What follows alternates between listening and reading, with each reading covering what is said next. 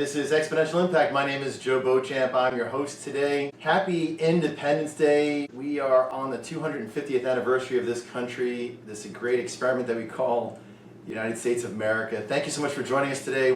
Hopefully everybody's going to be celebrating very happily tonight and this weekend. Today we are going to be exploring the topic of happiness, being that in the Declaration of Independence, our founding fathers thought that it was important to include the freedom to pursue life, liberty, and the pursuit of happiness. The pursuit of happiness is an interesting term. You're not guaranteed happiness. It's not a fundamental right of happiness, but for some reason they decided that there would be a fundamental right, a God-given, inalienable right of the pursuit of happiness. A lot of people are searching for happiness today. Let's explore this topic a little bit further and see what we come up with today.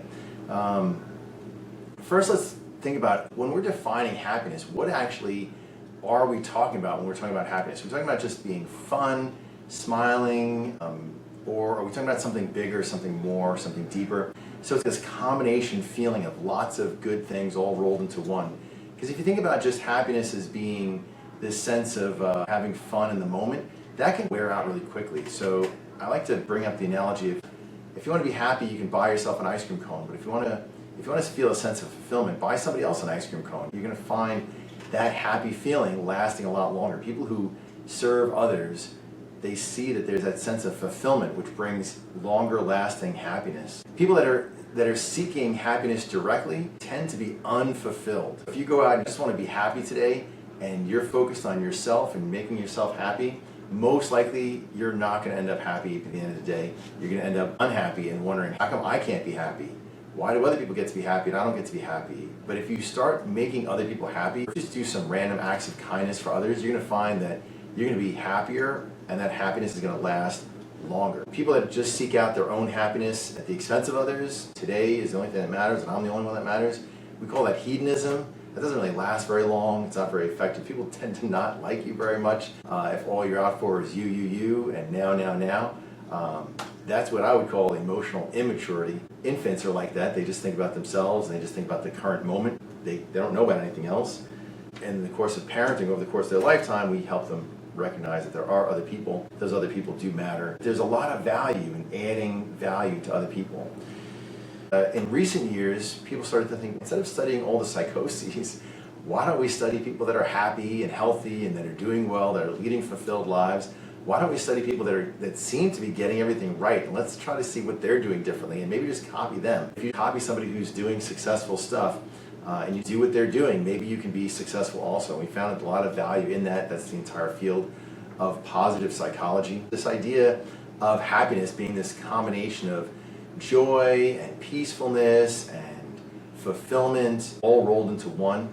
This is a definition that we get of happiness from the field of positive psychology. In this Declaration of Independence, we hold these truths to be self-evident, that all men are created equal, endowed by their Creator with certain unalienable rights. Among these are life, liberty, and the pursuit of happiness. Our freedom is that pursuit of happiness, and I think that breeds a degree of happiness as well, because that's giving us hope.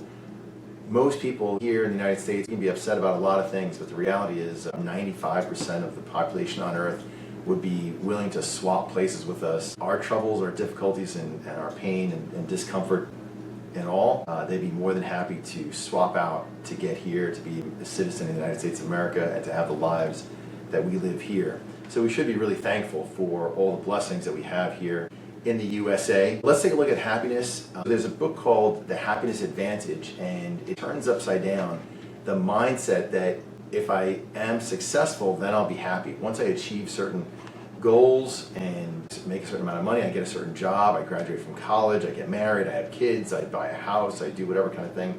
It's a goal-oriented mindset, and the mindset is if I achieve my goals, then I'll be happy. We want to turn that mindset upside down and understand that if we're happy, it's a strategy for success. Happiness in and of itself is a strategy, so that pursuit of happiness is not just an inalienable right, it's your job to make yourself happy, to be happy, to find fulfillment in day-to-day, to be grateful. One of the primary factors in people's emotional well-being, their happiness, is their gratefulness. If you want to improve your happiness, start doing things to exemplify gratefulness. A lot of people write down a gratefulness journal. They'll list out the things that they're happy for every day. They'll write them down. A lot of people in prayer will pray, and there's an element of thanksgiving in prayer. And that's a very helpful mindset, to be thankful for all the things we have. Gratefulness is a strategy for improving our mood, our well-being, our happiness. You can be thankful to other people as well. That's a great way to do it. Anybody who's in your path, thank them for the job they're doing. Just be grateful. It doesn't matter what it is. Just be a thankful type of person. Be somebody who's grateful for everybody around them. People like to be appreciated. If you're one who gives out appreciation freely, you're going to find that you're making other people happy, and you're going to find yourself being happy as well. We also find this concept of flourishing. I'm actually doing something purposeful, like my life makes a difference. Sometimes we think about ourselves as being on this hamster wheel, rat race. We're just spinning our wheels, running around, not getting anywhere. Every day I get up, I go to work so I can pay my bills. I have bills because I have to go to work. It's like we're never getting ahead. We're not feeling fulfilled. At work, we don't feel fulfilled either. Gallup polls studied this out, about 2/3 of the population are disengaged at work. Finding fulfillment in the work that we do and seeking purpose, feeling that sense that we're going somewhere with our lives, that we're going somewhere with our work, that our lives are meaningful, that we're making a difference, those things help us to build this long-lasting sense of fulfillment, sense of flourishing, that I'm going somewhere with my life, and that all contributes to happiness and this pursuit of happiness. So once again, happy Independence Day. We're on the 3rd of July, 250 years tomorrow. Life, liberty, and the pursuit of happiness. This concept of this pursuit of happiness. And one of the things that we were mentioning is that happiness is this sense of joy, fulfillment, peacefulness. It's not all about laughter and having fun. Just being out in the woods is just so peaceful and fulfilling. Experiencing nature, the ocean, things like that are very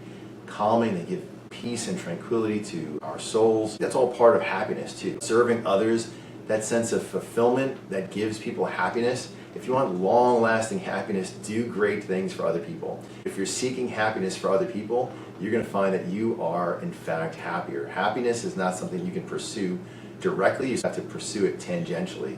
If you pursue doing things with purpose, you will find yourself happier. I definitely want to emphasize the value of character. Everybody thinks that they have great character already. Nobody ever draws the line between being a good person and being what we would call a bad person. We never draw that line above us. We always draw that line right below us. So we pass the test of our own self as to having good character. I want to encourage everybody to elevate your character. Elevate your honesty, your integrity, your kindness, your peacefulness, your contribution to the people around you. Elevate your humility. The 3 main character traits of good leadership is humility, trustworthiness, and courage. Think about your own life. Go to the people around you and ask them, what do I need to do to demonstrate more humility? Don't let them off the hook with when they say, oh no, you're great, everything's fine. Ask them, what do I need to do to demonstrate more humility? What do I need to do to demonstrate more trustworthiness? How can I help you to trust me more? What do I need to do to demonstrate more courage? Where am I showing fear? And how do I overcome that fear to be more courageous? It's going to feel uncomfortable for them. They're not going to want to answer those questions right away. Most people do not jump at the chance of giving people criticism like that, but if you ask them honestly and you're humble about it and you take it in, this will be a great value add for your own life to acknowledge things that you're doing that are damaging these relationships, things like arrogance or ego. Ryan Holiday wrote a great book called Ego is the Enemy. Highly recommend that book. Overcoming that sense of self, pride, ego, arrogance. Ego is your enemy. Having to be the one who's right, the center of attention, those kind of things. They're not helpful to our character. Humility is really where it's at.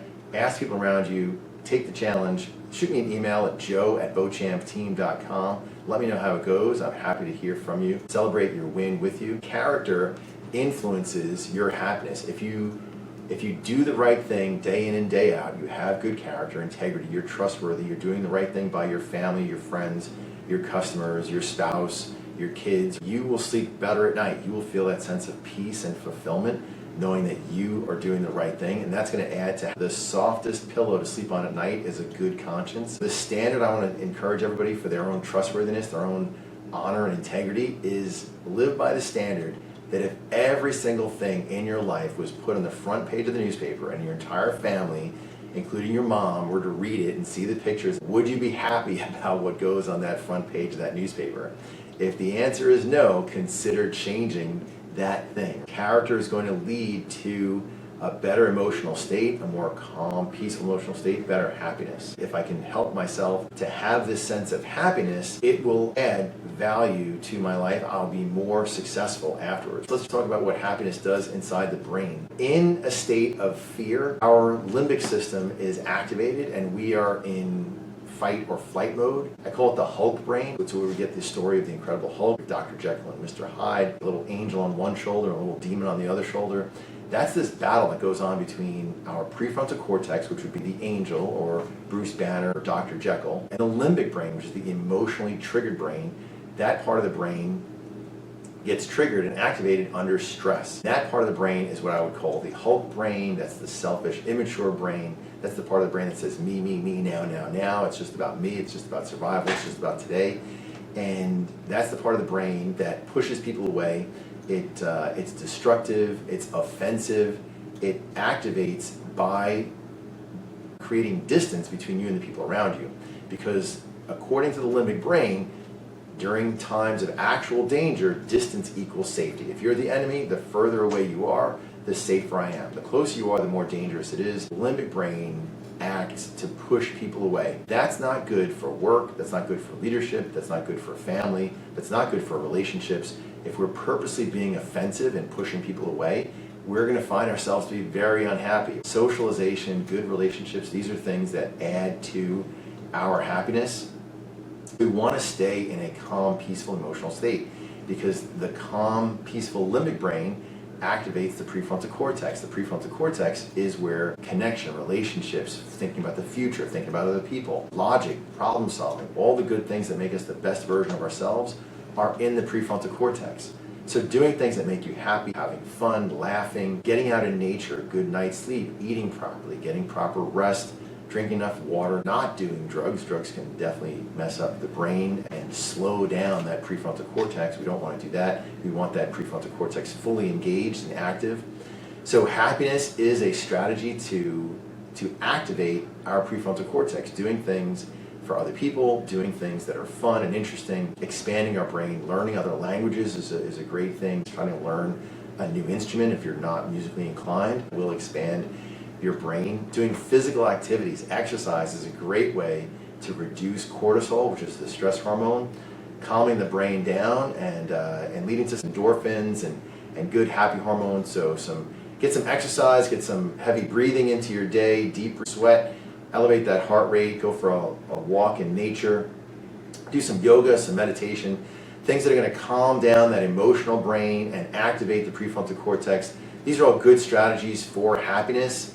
And then of course doing things for other people leads to fulfillment, doing things that are peaceful and calm. We're calming down that emotional part of our brain, activating the prefrontal cortex part of our brain so that we can be the best version of ourselves, we can be happy, we can engage in good, peaceful relationships, and make the world a better place. That's exponential impact.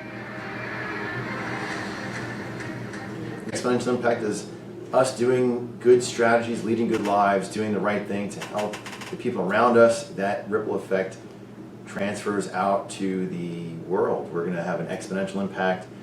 So happy anniversary to the United States of America. Back to the Declaration of Independence. The pursuit of happiness. We have these inalienable rights, life, liberty, and the pursuit of happiness. What really is happiness?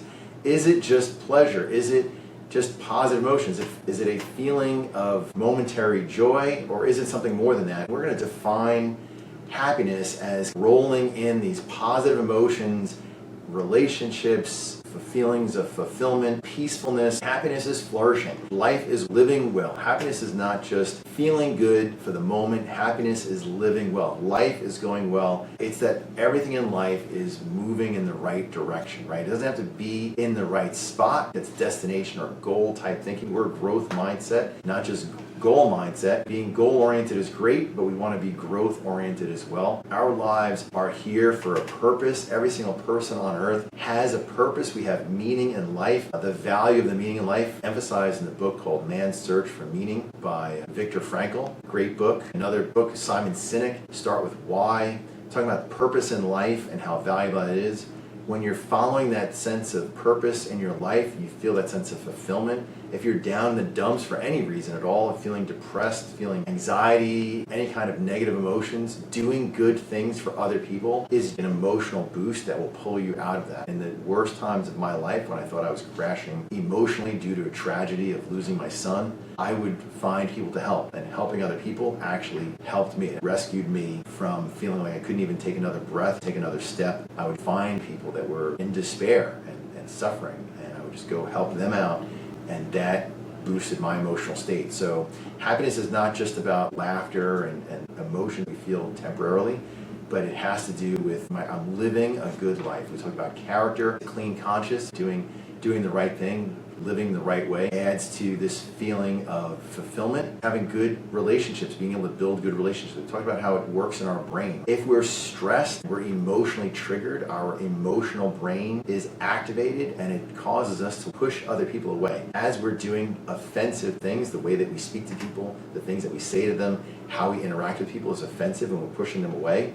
As we're pushing them away, it's making our lives more miserable. Then we're wondering, hey, how come nobody wants to spend time with us? Because we're being miserable. To be able to be in that calm, peaceful state and disengage from our emotional brain and re-engage our prefrontal cortex allows us an opportunity to build relationships, to be kind, to do great things for other people. And then we can enjoy that sense of fulfillment from having good relationships. Joy and peace and happiness also have to do with that sense of accomplishment. The highest level of that hierarchy of needs is self-fulfillment, self-actualization. That means that I am doing what I believe my purpose is here on life. I'm doing something good for humanity. I'm leaving a mark. I'm not just wasting my time spinning the wheels or running on this hamster wheel or going around in this rat race. I am adding value to other people. I'm making a difference in the world. And that sense of accomplishment, of fulfillment, is part of our life. That's one of the highest levels of our emotional well-being. It's not about the destination, it's about the journey. Before you ever reach your goal,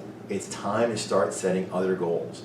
The greatest goals are the goals that are so big that we're never going to achieve them. That means that if we're only waiting to achieve a goal in order to be happy, if we can't be happy on the journey, then we're never going to feel fulfilled, because once we reach the goal, it's time to set a new goal and it's time to start moving towards the next goal. So if you're only focused on being happy at the goal, you're never going to be happy. So be happy on the journey. My definition of success is staying on the journey. Success is not a destination. Success is not quitting that journey, and that journey is on that fulfillment of your higher purpose. That is your purpose in life. Why are you here? Who are the lives that you are particularly equipped to develop? If every one of us looks at ourselves and we think about what are our gifts, what are our strengths, what are we really good at? What do I do that's better than a lot of other people around me, that I can add value to other people using that skill? And I'm also passionate about it. I have a desire that this is something I love doing. I'm good at it. I love it. I'm passionate about it. It helps other people. That thing is part of what our higher purpose would be. And fulfilling that purpose, developing those skills, developing strategies, and the ability to go fulfill that purpose, being on that journey is joy. The value of that feeling of fulfillment makes it worthwhile to go through the struggles of doing it. Anybody here who has kids, you'll know that you got to change dirty diapers, you got to deal with vomit, you got to deal with crying in the middle of the night and sleepless nights, but it's all worth it. The joy of raising children and the joy of having added value to this other person's life is worth all of the discomfort and the expense and pain. There's joy in parenting, there's joy in living a fulfilled life, there's joy in pursuing this higher purpose, and being on that journey, that's the joyful state. So be happy with continuously pursuing your higher purpose, continuously pursuing that thing which you're going to add your impact onto the world around us. That's why we're here, Exponential Impact. That's exactly what we're here to do, is create that impact on the world around us. We know that that has a ripple effect. Everyone that we interact with on a day-to-day basis, they're going to interact with other people, and that ability to add value to them, make their lives a little bit happier, is going to make them a little bit happier, and their next interaction, that ripple effect is going to carry on. One little thing that I do that makes me a little bit happy, every time I park somewhere, I never take the best spots. I always leave the best spots. I'll leave several spots in front for somebody else who might be not feeling well. They need to use the bathroom, or they're in a super hurry, or maybe they can't walk easily, or I'm saving that spot. So if you find a really good parking spot, be thankful that somebody left that spot purposely for you, and you can start doing the same thing. It's a small token that you could do to show some kindness to people around you, and that's going to add some happiness to your day. Happiness is this combination feeling. Think about in the Bible, Jesus talked about the whole Sermon on the Mount where he talked about these Beatitudes, people who would be blessed, that they would be this sense of joy and peace and hope and fulfillment and contentment would all roll into one, into this state of being blessed. So, and it had to do with doing the right thing. Do the right thing for people around you. So we know that happiness is actually a leadership advantage. Nobody wants to be on somebody's team if they're all grumpy and frumpy. It's a sales advantage too. I work with salespeople all the time, and a simple skill of just smiling. If you're listening to me right now and you're on the road driving out east for 4th of July weekend, sitting in some traffic on the LIE here on Long Island, without taking your eyes off the road, take a quick glance at some of the drivers around you. Smile at them. I always like when I see people in the car and they're smiling, they're happy, they're bopping to some music, or they just look happy. Most people just look frumpy dumpy, right? They just look like background noise. Everybody looks the same. Their faces are down, they're sad, their shoulders are down, their posture's an unhappy posture.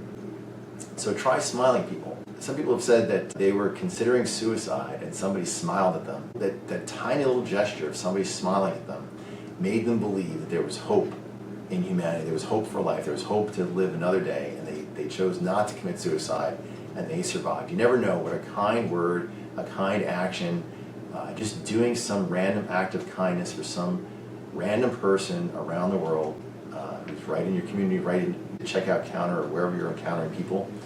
Find somebody to be happy with, to be happy to be grateful to say thank you, to say a kind word, spread some joy. You will find that it will bring you on the road today without causing an accident. Just smile at other people. When you get to your destination, make it a habit to smile at people. I had a client one time, I put a Post-it note on his door on the way out with a smiley face on it, and it just said the word smile with a little smiley face. It was a reminder that every time he walks out of his office to start smiling, so that the people in his office can see him being happy, because happiness is a leadership advantage. People want to follow a leader who's happy. We don't want to follow leaders who are grumpy, angry, and upset all the time. Be happy. It is a strategy for success in relationships, in your business, in sales, in leadership. It's going to help you with the people around you. Consider this. If you need to make a phone call to some kind of company that you're not satisfied with, maybe you're trying to make an appointment with a doctor's office, or somebody that you're expecting that this customer service representative on the other end of the line might not be very happy. So make it a habit to smile and be kind. Start those conversations off with kindness to the other person. They don't deserve your grumpy anger, frustration, even if the company has done something wrong that's causing you to be frustrated. Your product didn't arrive, came broken, or they charge you extra. Getting frustrated people doesn't help them build relationships, doesn't help them want to serve you better. It actually triggers their emotional brain, which wants to then retaliate against you. So lead off those conversations with happiness, joy, and peace, and add value to the person on the other end of the phone. Think about how you're going to stand out from the crowd if you call customer service and your mindset is, I'm going to add value to the other person on the other side of this phone. I'm going to make their day happier, brighter. I'm going to be kind and grateful. Try thanking people for stuff before they even did something for you. You're going to find you're going to get better results with people if you say thank you for your participation, thank you for your kindness, thank you for your understanding, thank you for being patient, thank you for whatever. Thank people for a behavior before they do it. They're going to be much more inclined to do it because you already started them off with some gratefulness. Gratefulness breeds happiness, peacefulness, calmness, great value inside of your brain. It's going to help calm that emotional limbic brain and activate your prefrontal cortex. Happiness adds energy to the people around you. People don't move if they don't feel energized. It's a motivational, inspirational thing. To be an inspirational leader, you need to be happy. You need to have a calm, peaceful, emotional state. Your emotions should not be tied to the circumstances. You can tell me, Joe, that's impossible. How could that ever be possible? And I would tell you that for most of my life, I believe just that. If I was in terrible circumstances, I could be in a terrible mood. That's understandable. I should be given that right to be grumpy or angry or frustrated or annoyed. But the reality is it doesn't help. Getting frustrated at a business problem doesn't make it go away. If I'm running late to an appointment and my kid poops in their diaper, getting frustrated doesn't clean the diaper up. I might as well just clean the diaper and be happy about it. Get angry or frustrated or annoyed at it doesn't make the situation any better, it just makes it worse. It reduces your ability to problem solve, it reduces your ability to have relationships. Anger and frustration tend to just damage the things that you're working on, the people around you, relationships. One leadership bottleneck in business, in life, in sales, and family, and relationships, parents, kids, husbands, and wives, and that bottleneck is unforgiveness. It's a sense of resentment towards another person for a wrong that they did you. That person owes you something. Maybe you're demanding an apology from them. That person has to apologize. Say you're sorry right now. That's what we tell our kids. You might believe that somebody else owes you. They did something against you. They hurt you in some way. They might have wronged you purposely, or they might have wronged you accidentally. But in some way, shape, or form or another, they've somehow stolen something from you emotionally. They've taken away from your emotional state because they said something or did something that made you angry, frustrated, annoyed, irritated, whatever that negative emotion is. And now you carry this resentment. Every time you think their name, or every time you see them walk into the room, you're like, oh, I can't believe they're here. Or I can't believe I gotta be in the same room with them. Or I gotta see them again. I gotta talk to that person again. Or oh, I can't believe I'm on the same team with that person. Or oh, there he goes again. We have these negative resentment feelings. We carry around this list, this unsatisfied debt that the person owes us because they did us some kind of wrong. That is unforgiveness. Unforgiveness is like drinking poison, expecting the other person to die. Unforgiveness is ruining our lives. It's taking away from our happiness. People tell me, Joe, I'll never forgive that person. It breaks my heart when I hear people say that. There's freedom in forgiveness. So let it go. Let it go. Being resentful isn't adding value to your life. It's literally burning your years of your life away. It's shortening your life. It's shortening your mental health. It's stealing your joy. It's stealing your peace. It's not the pursuit of happiness. If somebody has done something wrong to you, start by making the statement that you forgive them. Speak it out loud. People say, how do I do that? I don't feel it. You're going to feel it later, but you're going to say it first. I forgive that person. The debt is canceled. It's paid in full. It's unnecessary. It's just a canceled debt. It's completely forgiven. You don't owe me anything. You don't owe me blood. You don't owe me a pound of flesh. You don't owe me your own demise. I'm not trying to punish you or look for your harm. Sometimes karma's going to get that person, or the universe is going to pay that person back. That's still you thinking some kind of resentful feelings towards the other person. You just don't want to punish them directly. You want the universe to punish them for you. But it's still unhealthy, so forgive that person. Wish them well, wish them blessing. I guarantee you that they were trying to do the best they could at that time. They were probably feeling emotionally triggered when they did that harmful, hurtful thing. They weren't in a calm, peaceful, emotional state. They weren't the best version of themselves. Lead your life, your happiness with forgiveness. Unforgiveness is like an anchor dragging you down, preventing you from living your best fulfilled, happy, peaceful, calm life. My name is Joe Beauchamp. This has been Exponential Impact. Happy 4th of July. Happy 250th anniversary to the United States of America, this great concept. We've been talking today about the pursuit of happiness, this unalienable right for the pursuit of happiness. To pursue happiness, get some good character, do some great kind things for other people, live with your higher purpose, and forgive others. This is Exponential Impact. Once again, my name is Joe Beauchamp, signing off. We'll see you next week.